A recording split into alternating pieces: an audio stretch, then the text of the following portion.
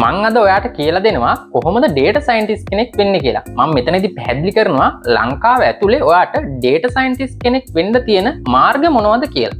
හරි. අපි ඉස්සෙල්ලාම බලමු ඩේටා සයින්ටිස්ට් කෙනෙක් කියන්නේ කවුද කියලා. ඩේටා සයින්ටිස්ට් කෙනෙක් කියන්නේ සරලවම කිව්වොත් එහෙම දත්තත් එක්ක වැඩ කරන කෙනෙක්. උදාහරණයක් කිව්වොත් එහෙම ඔයා Facebook එකේ කාටුන් වීඩියෝ එකක් බැලුවොත් එහෙම ඔයාට දිගටම කාටුන් වීඩියෝ සජෙස්ට් වෙනව නේද?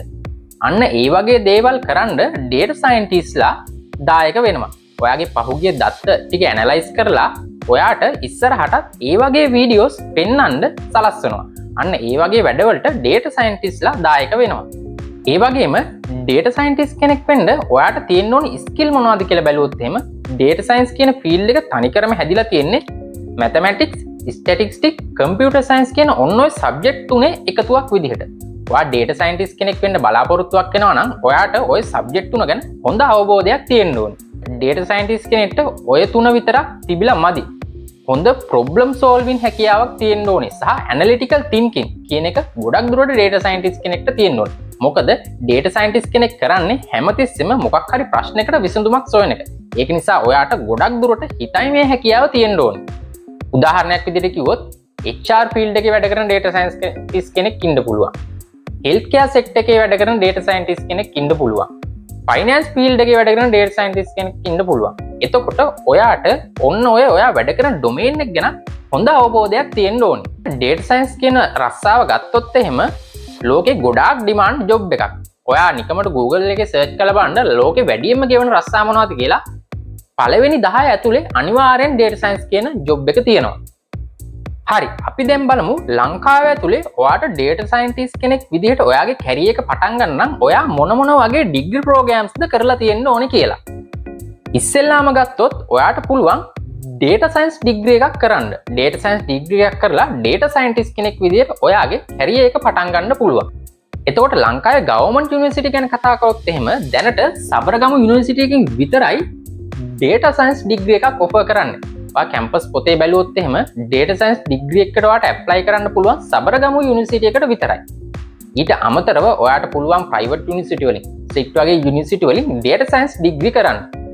ඒ විදිහට ඔයාට ඩේටා සයන්ස් ඩිග්‍රී එකක් කරලා ඩේටා සයන්ටිස්ට් කෙනෙක් විදිහට ඔයාගේ කැරියර් එක පටන් ගන්න පුළුවන්. ඊට අමතරව ඔයාට ඕනනම් පුළුවන් කම්පියුටර් සයන්ස් ඩිග්‍රී එකක් කරලා ඩේටා සයන්ස් කියන රෝල් එකට ඇප්ලයි කරන්න. ඔයා LinkedIn එකේ එහෙම ඩේටා සයන්ස් ජොබ් වේකන්සි එක දාලා තියෙන රික්වයර්මන්ට්ස් බැලුවොත් එයාලා ගොඩක් වෙලාවට ඩේටා සයන්ස් ඩිග්‍රී එක, කම්පියුටර් සයන්ස් ඩිග්‍රී එක, ඒ වගේ තව ගොඩාක් ඩිග්‍රී ප්‍රෝග්‍රෑම්ස් දාලා තියෙනවා රික්වයර්මන්ට් එක විදිහට.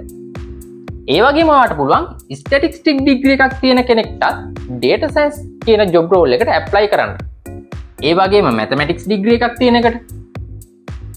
ඒ වගේම ස්ටැටිස්ටික් ඇන්ඩ් ඔපරේෂන් රිසර්ච්. ඔයාලා දන්නවා පේරාදෙණිය කැම්පස් එකෙන් මෙන්න මේ ඩිග්‍රී එක ඔෆර් කරනවා. ඔයා ඒ ඩිග්‍රී එක කරලා තියෙනවා නම් ඔයාට පුළුවන් ඩේටා සයන්ස් කියන රෝල් එකට ඇප්ලයි කරන්න. තව ක්‍රමයක් තියෙනවා. ඔයාට පුළුවන් ඕනනම් ෆිසිකල් සයන්ස් ගිහිල්ලා. ෆිසිකල් සයන්ස් ගිහිල්ලා සාමාන්‍යයෙන් ෆිසිකල් සයන්ස් ගියාට පස්සේ ගොඩක් කැම්පස් වල මේ විදිහට තමයි මේක වෙන්නේ. සමහර කැම්පස් වල මේක වෙනස් වෙන්න පුළුවන්. ඔයාට ෆස්ට් ඉයර් එකේ ඔයා කැමති සබ්ජෙක්ට් 3ක් තෝරගන්න දෙනවා. එතකොට මම ඔයාට කිව්වා ඩේටා සයන්ස් කියන ෆීල්ඩ් එක හැදිලා තියෙන්නේ මැත්ස්, ස්ටැටිස්ටික්ස් සහ කම්පියුටර් සයන්ස් කියන සබ්ජෙක්ට් තුන එකතුවක් විදිහට කියලා. එතකොට ඔයා ඩේටා සයන්ටිස්ට් කෙනෙක් වෙන්න බලාපොරොත්තුවක් තියෙනවා නම් සහ ඔයා ෆිසිකල් සයන්ස් ඩිග්‍රී එක කරන දැන් සිලෙක්ට් වෙලා ඉන්නේ ඔයාට පුළුවන් ෆස්ට් ඉයර් එකේදී මෙන්න මේ සබ්ජෙක්ට් තුන තෝරගන්න. Maths, statistics, computer science. අන්න ඒ සබ්ජෙක්ට් තුන ඔයාට තෝරගන්න පුළුවන්. ඔය ෆිසිකල් සයන්ස් ගියාට පස්සේ ඔයාට පළවෙනි අවුරුදු දෙකේ මේ සබ්ජෙක්ට් තුනම හදාරන්න පුළුවන් වගේම ඔයාට අන්තිම අවුරුදු දෙකේ, ඒ කියන්නේ 3 වෙනි අවුරුද්දේ සහ 4 වෙනි අවුරුද්දේදී ඔයා කැමති නම් සහ ඔයාගේ GPA එක වැඩි නම් ඔයාට මේ කැමති සබ්ජෙක්ට් එකකින් ස්පෙෂල් එකක් කරන්න පුළුවන්. හිතමුකෝ ඔයා සිලෙක්ට් වුණා කියලා ස්ටැටිස්ටික් ඩිග්‍රී එකේ ස්පෙෂල් එකක් කරන්න. එතකොට ඔයාට හම්බෙන්නේ ස්ටැටිස්ටික් ඩිග්‍රී එක. හිතමුකෝ ඔයා කම්පියුටර් සයන්ස් ඩිග්‍රී එකට සිලෙක්ට් වුණා කියලා ස්පෙෂල් එක කරන්න. එතකොට ඔයාට හම්බෙන්නේ කම්පියුටර් සයන්ස් ඩිග්‍රී එකක්. අන්න ඒ විදිහටත් ඔයාට පුළුවන් ඩේටා සයන්ස් කියන රෝල් එකට ඇප්ලයි කරන්න. සමහර ජොබ් වල රික්වයර්මන්ට් එක විදිහට එයාලා ඉකොනොමික්ස් ඩිග්‍රී තියෙන අයටත් ඩේටා සයන්ස් කියන රෝල් එකට ඇප්ලයි කරන්න පුළුවන් කියලා දාලා තියෙනවා. මොකද ෆයිනන්ස් ෆීල්ඩ් එකේදී ඩේටා සයන්ස් ඇප්ලයි කරද්දී මේ ඉකොනොමික්ස් ගැන ගොඩක් වෙලාවට හොඳ දැනුමක් තියෙන්න ඕනේ. ඒක නිසා එයාලා ඩේටා සයන්ස් කියන රෝල් එකට මේ ඉකොනොමික්ස් ඩිග්‍රී කරපු අයත් ගන්නවා. ඒ වගේම මේ ඩිග්‍රී ප්‍රෝග්‍රෑම් වලට අමතරව මම දැකලා තියෙනවා software engineering කරපු අය, එතකොට IT ඩිග්‍රී කරපු අය, ගොඩක් අය මේ ඩේටා සයන්ස් කියන ෆීල්ඩ් එකේ දැනට වැඩ කරනවා.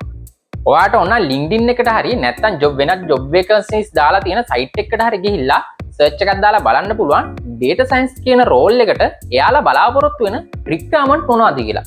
ගොඩක් වෙලාවට මේ වගේ ඩිග්‍රී ප්‍රෝග්‍රෑම්ස් ගොඩාක් එයාලා රික්වයර්මන්ට් එක විදිහට දාලා තියෙනවා. ඒ වගේම ඔයාලා මතක තියාගන්න ඕනේ මේක ඔයාට ඩේටා සයන්ස් කියන රෝල් එකට ඇප්ලයි කරන්න එකම එක රික්වයර්මන්ට් එකක් විතරයි.